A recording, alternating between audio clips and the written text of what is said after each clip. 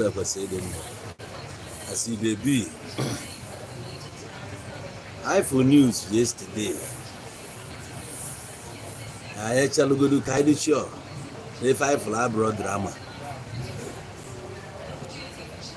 As at 12 midnight, show ofufu a. Anyị wee confirm na ife abụrụ squad drama. Na ndị America mean ife fakwu. Ọsụkwụ ka ncha bụ ogbe. Mfe nna ọkpara. Chris Priest ife na-eme. Akụ ezuwarụ m na asọmkpali. Ojoto. Ọkọta akaligo nwanne. Ọkọta akaligo. Ife a na-alụzi kịta abụ aka ka aka gbajie aka.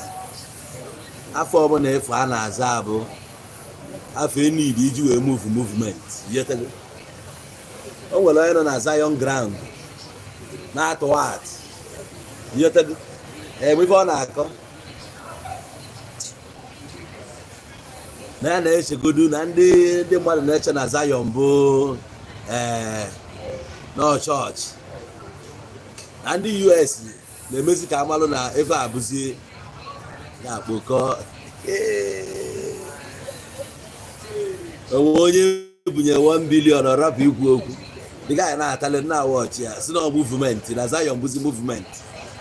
Ndị makwa ego a na-akpọ afa 1 billion 700 and something million godu.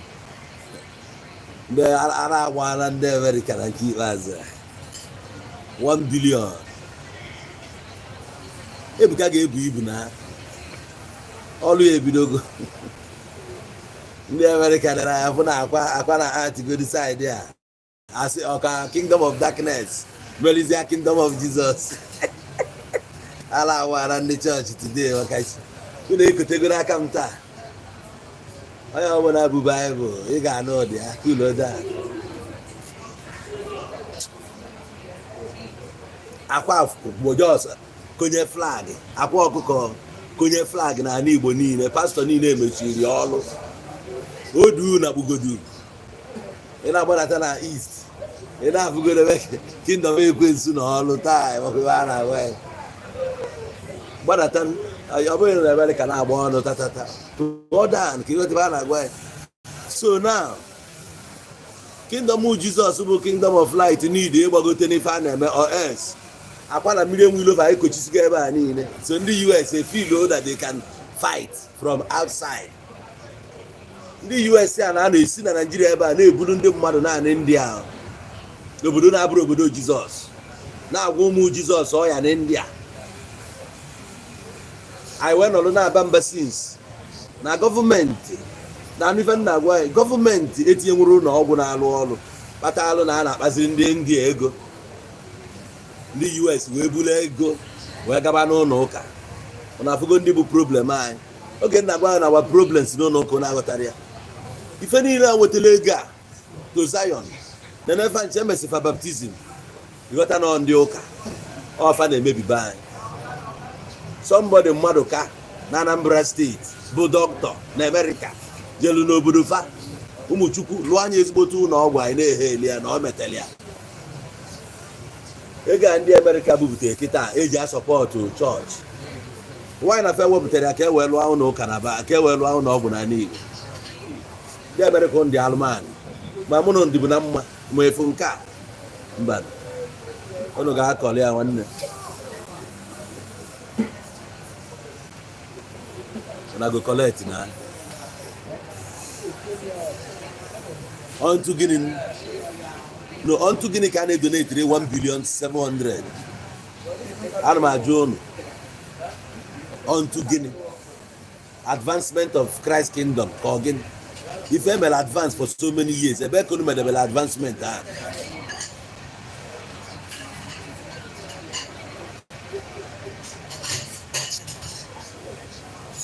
Nwanne ife a na-alụ kịta bụ rapụ na onye ọbụla mfụzi na-ebe akwa kịta onye ọsụ na-ebela onwe ya akwa because na ndị ilo na gị na-afa kwu ekwu na fawa sef bụ mgbada throughout.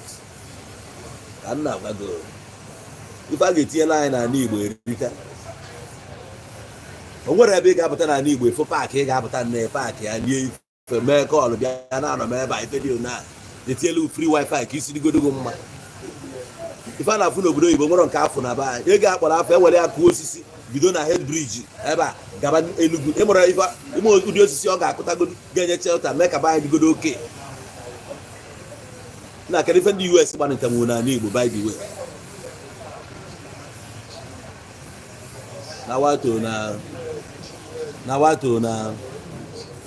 na wato na ka ezigbo anyị akpọzi nke a ka onye kwu ya ka ọ bụrụ na no antichrist mana ọ na-agba Ebuka Obi mgba na wafọ yi na olugokwu oge anyị ga-enwe sense nwaanyị a dị proud na announce na fa wetara ego si egodi ya 20 minutes ka o were 20 minutes mee gịnị gbaa egwu non stop ị na-agba egwu kedu ife ị na-agba ka egwu ị na-agba ịgbadatego n'ala Igbo ebe a ka efu obodo isi wee pụta anyị na-eje agba egwu na Lagos isi ọ dịkwa mma egwu gịnị ka ị na-agba asị onye unu mere n'anya unu ji anata ndị Amerịka ego a budebịa na Lagos ọkwa ife ị na-agbala egwu na kedu ife ị na-agbala egwu ijere igba egwu na Zion ị na-agba egwu n'ala Igbo dị mma chere o nwere ebe ị ga-apụta n'ala Igbo ebe a paakị ya moto gị n'okpuru ukwu isi ka izu ike ọ dịrọ o nwere ife dị hia ị na-agba n'ụzọ taya mapụo moto yi na-agba o nwere ebe ọ ga-emegodu ọ gaghị n'ogo gri stop kama rim ga-adamejie ị na-ehed obodo mụ na gị si ijebe igba egwu na Zion siri isi dị gị mma ị na-edonate 1 billion ndị na-anụbeghị n'afọ ego before 1 billion 700 and taa ife abụkpọ nwansi ego ịgbanata ebe nna ele anyị kiri nwee gị ya na ndụ kọma wee nwayọ iweta 1 billion na-amacha ya ebe ka ị wetara ya na Zion ụnụ anyị agbalụ nwaanyị n'ala Igbo ebe a ụnụ ama agbalụ nwaanyị ebe a lụọ onye agba hospital donate eli ụmụ nwaanyị si na nwaanyị ọbụla chọrọ ịmụ nwa ya ga-adị amụọ nwa free enye ya ife ọbụla onidi wee na-agbado anya ụnụ na-eje agba egwu na-edonate ego ụnụ ọma how many hospitals a na-akpọ ya hospital bụ glorifying the name 2 rooms etiwasị anya kewasị anya ebe a na-amụ nwa ụmụazị amụrụ amụ na-alarụ na anị nkịtị on the floor na ala Igbo a so many places mụ nwa batara ala Igbo bụ n'ụlọ ọgwụ ka m mee charity isi na isi adịrọ m mma ije edi ya you go cry ịgbadata here this 1 billion inu donate 11 isi na agbakọ ụlọ ịgbadata ebe a na n'ụlọ ọgwụ na-abụ ka ị ga-agbalị the money ị ga-afụ ndị muslim nwa bụ na fada aganwụzi ije taa fada paralyzed ị ga-afụ ndị muslim nwa fenye nwụrụ nwa ahụ ala bịa here na ị ga-afụ situation come here ka ịfụ situation isi ebe isi gbalụ n'aba Lagos ụnụ chara anyị si ala na mitokap ego gị dị na that money donate dị a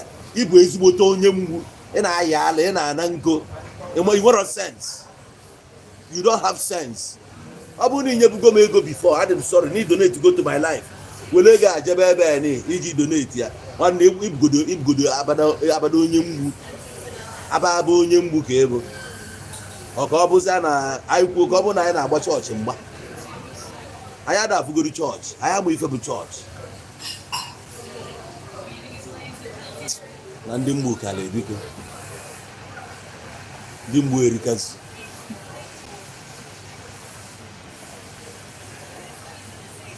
imagine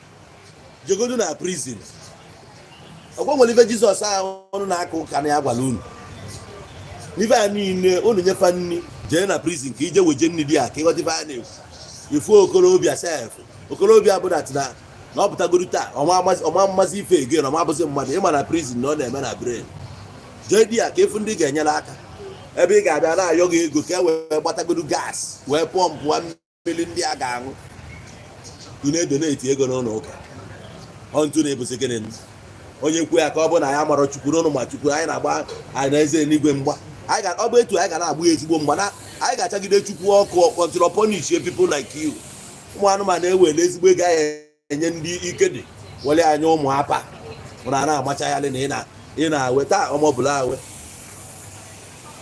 n'ebe ibugara ego alụọ ụlọ ụka anyị na-ekwu ife mere anyị n'ala Igbo ịbatasịa n'obodo niile mepe emepe n'ala Igbo were anya ka ị gụọ chọọchị fa nwee efu na standard eji ezigbo ego wee lụọ anya nene that same community ka ị malụ ma onwe factory eji ezigbo ego wee lụ dị ya you no go see efu na obodo enwero sense ego fa ga-eji lụọ factory nye ndị mmadụ ọrụ enwe production fe wele aje lụọ ụlọ ụka nọrụzie n'ụlọ ụka a na-ayọzi Chukwu ka ọ bless ya aba kedu ebe ọ ga-esi ga bless zie n'ime ugbo mmiri flood dị echi ohu oge na ụmụnna ya ala agbaala ndị Igbo sef na nke ikpeazụ na dịgodo ebe mmadụ tiri ego bụ communities anyị nwe ebe enwe many community enwere bank nkịtị adịrọ dị ya bankị etinyechakwala ụfọ ụmụazị aka graduate si 5 years ago enwegodo ebe a na-alụchala ọrụ ya lafa buru ibu enwe ike gboo efisi edozi ya na ọ na-alụ na bankị ndị nwekwa nwa obere ike ịgbago dịba mana afụrụ dịva ị na-ebuli ego jebe n'ụlọ ụka si n'isi dị ụnụ mma ala agbara m n'ụlọ today kedu ulu chọọchị baala anyị gwa popu gaa na m si anụ ife obutere na be ya dịrọ mma faweli ya anyị etolugo oge inwe choice kedu ife anyị chọọ ndị ọcha fanya anyị visa ka anyị na-afa nọ ya lia befa ijetego ọkwa ọlụ Jehova ka a na-alụ fa ga-ebutere anyị chọọchị ebe anyị ga-esi jee eluigwe chọzielu na visas ndị fụrụ anyị n'anya ka anyị bukwute ụlọ ọlịlị ọ bụgodo nnọọ nwa mmụnụ ndị akụchikọ ebe niile ọ ga-eche ka efu na ulu adịrọ n'ife anya ọ bụ na ulu they can give you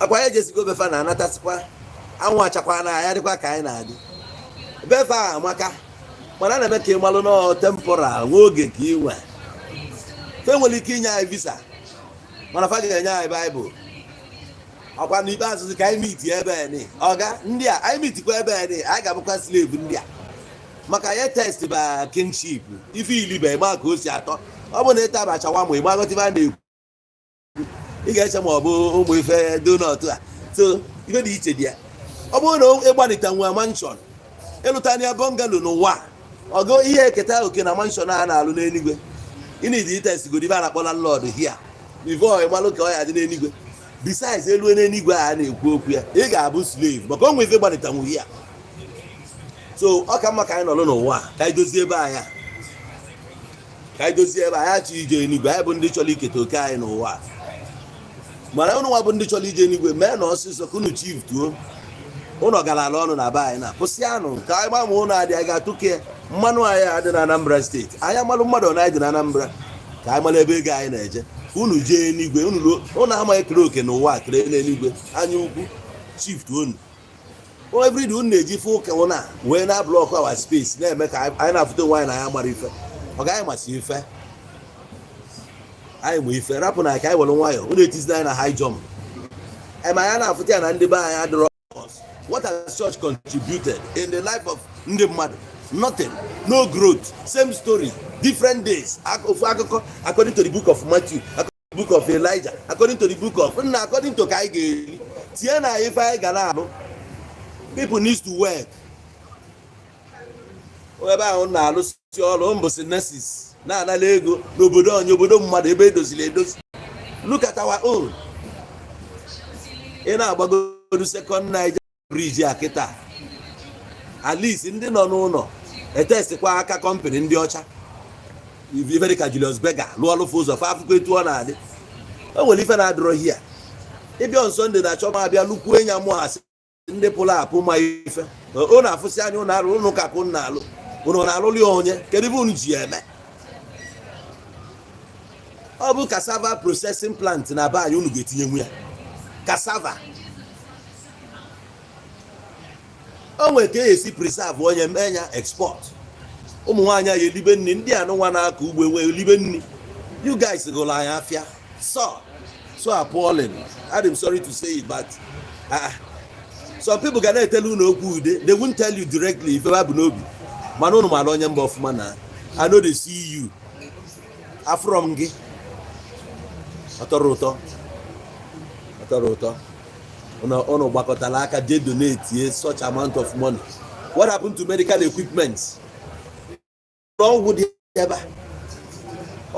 a. Ewele ego a donate ọgwụ n'ala Igbo ebe a kịta ịgbara ife ọbụ. Some fathers na-afụ na-ekpu ugegbe anya anya a na-egbufa agụụ na-ebefa agụụ ga-eme gị ịgba afọ ụzọ ọfụma ajụ akwatuo gị elu awa senators na ndị jelu na House of Rep every December ekpokọlụ glass ekesi ego na China n'elu ọdụ 200 naira ofu mkpụrụ abịa nyesi ya ndị pap fa na-aga ije ka ogwu magana ọ na-afụ a na ọdịya ka enu ọfụ enu ọdịya ka anyị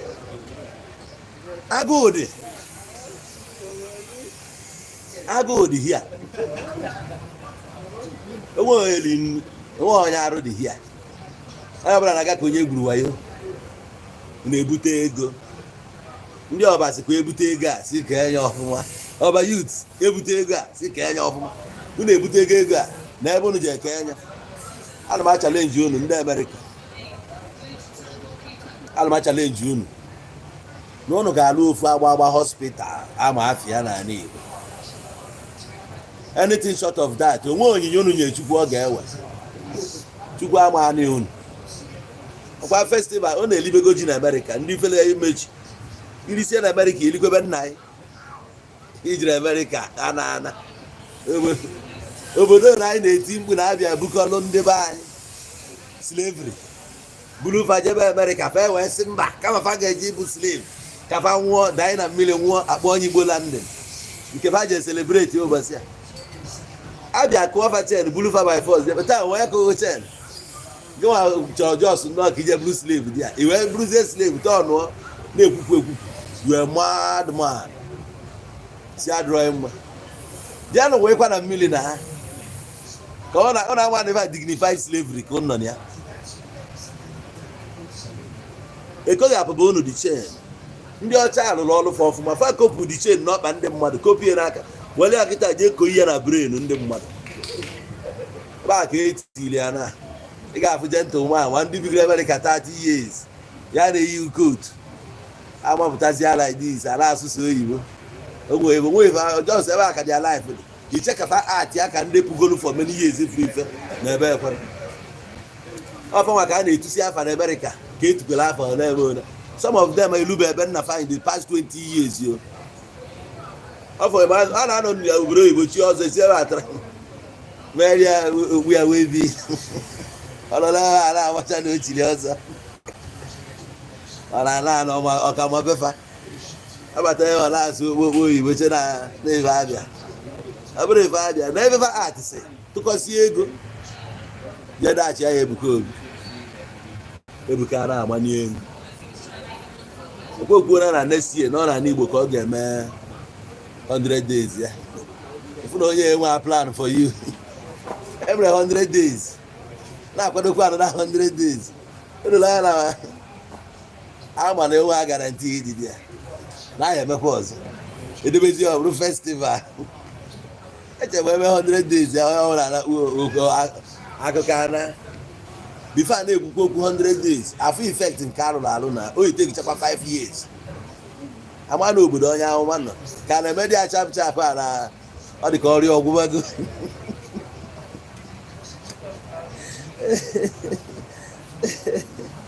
wee na-emelụ gị advat ibe abụ ife eme ọjee pak advat ka anyị mekwuru fa ka o luo na nke gị mazi ihe ekwukwu okwu advat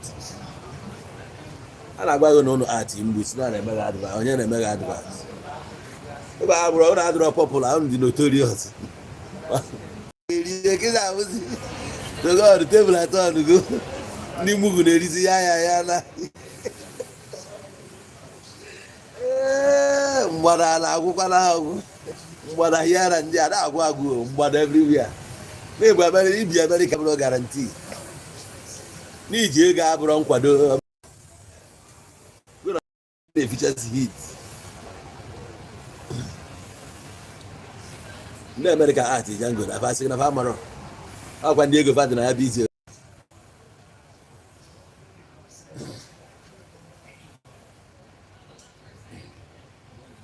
thank you Chinonso Jongo enwere ife bụ abịasị ka akpa anya ka nkata ebe abụrụdo ekwesịghị dị ka anụ ụdị akụkọ a na ndị Amerịka fe na-ekwupụta ekwuru maka chike mụ na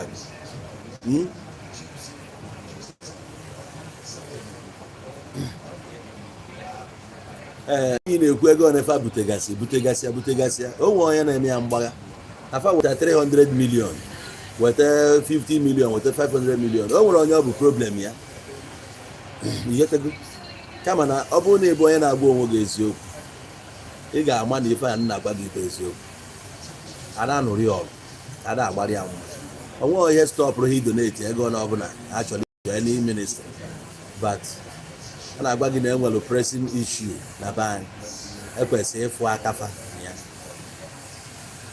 ana m agwa gị eziokwu this is not issue of ụka ị na-eje ma ọ na-ede eje ụka gwa onwe gị eziokwu ọ bụghị na a na-eme na ife a movement anyị ma ọ na ife a movement anyị ma ọ na nke abụ organization anyị ifu nke bụ eziokwu ikwu onwe gị eziokwu because ọ bụrụ na ọsị mebe etu isi eme ndị nke ọzọ emebe ebe anyị aba mụ na gị ihetego ifu nke bụ eziokwu ikwu eziokwu oge nke yọl edochie na nwunye ya na-eme ụnụ mapụtara na-akọ ndem yọl ime nke na-adọrọkwa mma inwe ndidi ka akọ ndem kwa gị nwa ọ bụrụ na ịbụ somebody nwere ọgụgụ isi ego niile ị na-akpọ afọ na akọ ndem ị na-edonate kedu chenji o wetara na ndụ onye Igbo kedu chenji o wetara Lagos ọ bụ be nna mụ na gị ọ ebe ahụ ka anyị si o nwezi ebe anyị si o nwezi projekti unu ga-ewere ebe a fụrụ anya ọ bụrụ na enwere one church dị na Lagos na-eme exist unu nụrụ maka ya na America gbadata bịa donate ọ na-eme exist na-edonate unu afụgo na ego ma the life ji wee na-arọ donate like that n'ala Igbo. Most of you guys in America, I'm going to tell you the truth. Unu so na ndị na-egbu our culture. Oge unu na-eche na unu na-promote ya, unu na-egbu that culture systematically, but you don't know. Stylishly, unu na-egbu ya. Unu na-egbu everything. Na-egbu ni adia. Unu na-echi ọsọ dia. Unu na-awaji dia. Unu na-eme emume niile dị iche iche dia. Unu na-ekekwu nwaanyị dia. Unu na-edivide gaa n'Igbo, bufee ya that side. Wezie nwaanyị na modernize ya ka o si dị unu. Eme unu ekunye. Look, ọ bụrụ na agbakọ anyị ncha niile ndị American, ị ga-afụ na most of us ndị America ka nna gwa na agbakọ ọfụma efu that na DNA unu 50% bụ ya side a 50 ebe a ma you and your offsprings ife niile unu mụrụ na America all very few bụ ndị na-akpọgodo ụmụ fa abịa na-abịa constantly ka ụmụazị a na-efil ebe a otherwise ndị ọzọ niile bụ America ife niile nọzi dị a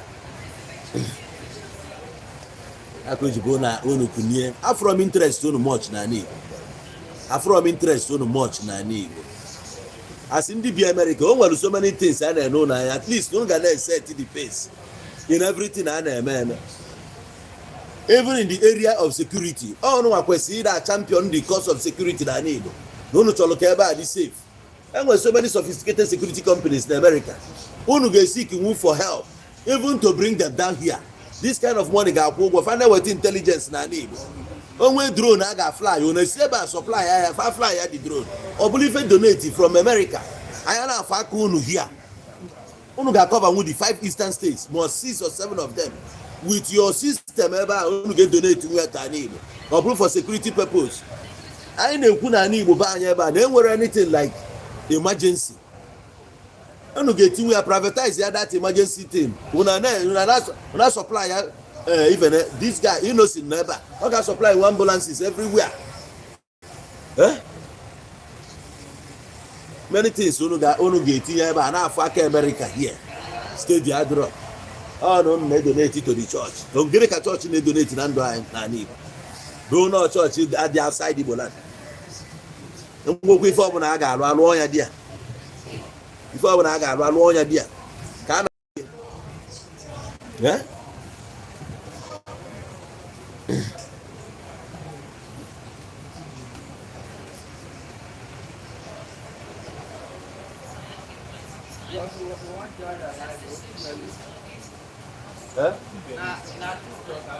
Facebook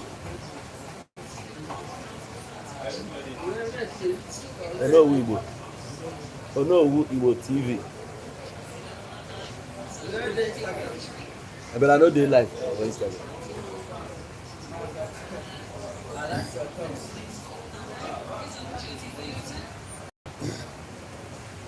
So the thing about that now,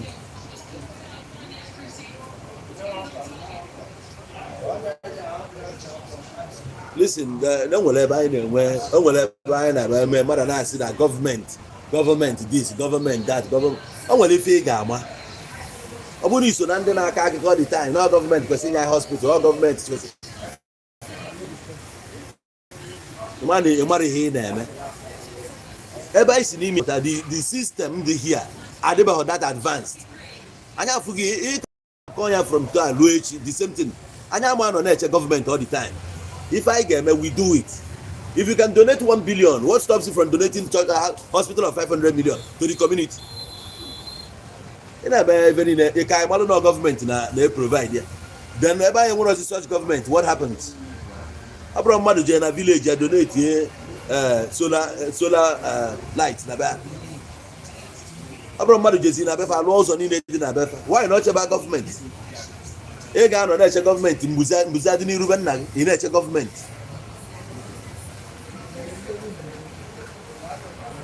I catch about the government. Come on, I got a few budun. Yeah?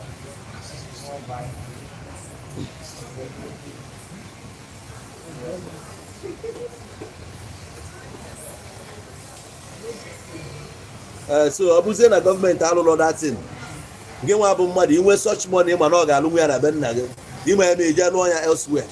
Ije dachi ya hospital, ije dachi ya church. Listen, let me tell you something you should know now. Send your mother or your father. See ya gakene na teaching hospital na Nnewi. Ya gakene ebe a mee inspect ka ọ gwa gị ife ọfụ. Just sị mma gị ya nwelu 50,000 tinye n'akpa. Ọfụ onye ọ ga-enyere aka ya nye. Mma gị sị gị na ya nwelu change ebe nnekwu okwu ya ga-enye ya. 1 billion naira ije ebe a kịta you go finish am efu ndị ga-enye n'aka. O nwere ndị kansa ligolo ala lilisi efe ala they are crying dying slowly there. O nwere ndị akwụpụzi n'oxygen because they can't afford to pay. They are dying. There are so many things we can do than donating to the church. Who is church? What is church? Ebe a na-agbalụ agbata 100 million. Wepụta 20, wepụta 30,000 or 40,000. Agbata 1 million, 100 million. Well, ife dị ka ebe 20 million, 30 million. Setụlụ mmadụ na-abịa ịtọ. Ọ na-ekwo everywhere. Ọ na-ekwo. Ọ ga ebe a na-ewere ego na-enye mmadụ abroad ife anyị kwesịrị ide eme encourage. Ọ bụrụ ife anyị kwesịrị ide eme encourage. Anyị emego travel fụ na ife na-egro obodo bụ companies ewesi n'obodo factories or industry. Nnewi today they encouraged it and today if I repair Nnewi na-develop. Why can't we develop another community as well? Can they get me? Ka anyị chebe government na onwe ife anyị ga-eme anyị ama eme ebe anyị na-eche gọọmenti amakwa na gọọmenti develop la awada ama na gọọmenti na-edevelop nkwere ezu n'aka na ama na gọọmenti develop la asaba ịma na individual na walụ m ebe a ọ ga-adị emesịa anyị ga-alụ sure